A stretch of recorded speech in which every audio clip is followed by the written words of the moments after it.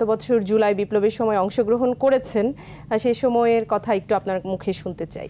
দেখেন, গত বছর জুলাই আগস্টের শুরু থেকেই আমরা এই আন্দোলনের সাথে সরাসরি যুক্ত ছিলাম।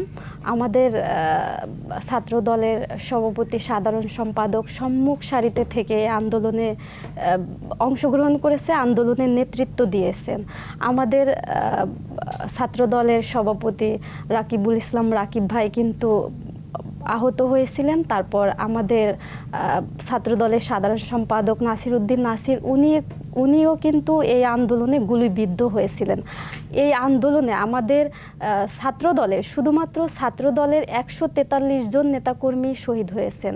এরপর অসংখ্য নেতাকর্মী আমাদের আহত হয়েছেন। এখন অবধি আমাদের অনেক নেতাকর্মী চিকিৎসাধীন অবস্থায় রয়েছেন। তো তাদের চিকিৎসা ঠিকভাবে হচ্ছে?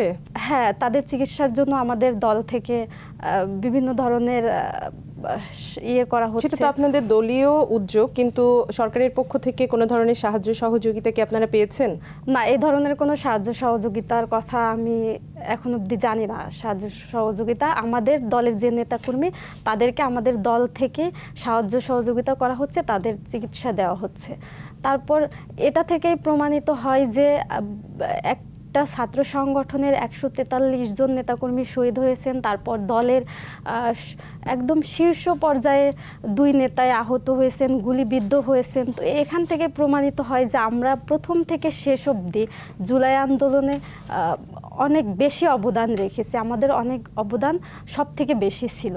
সেই অবদানের স্বীকৃতি কি এখন এসে পাচ্ছেন? না, আমরা সেই অবদানের স্বীকৃতি এখন একদমই পাচ্ছি না। দেখেন, যেইখানে আবু সাইদ আর আমাদের ছাত্রদলের ভাই ওয়াসিম একই দিনেই শহীদ হয়েছিলেন। চট্টগ্রামে সর্বপ্রথম শহীদ আমাদের ওয়াসিম ছাত্রদলের।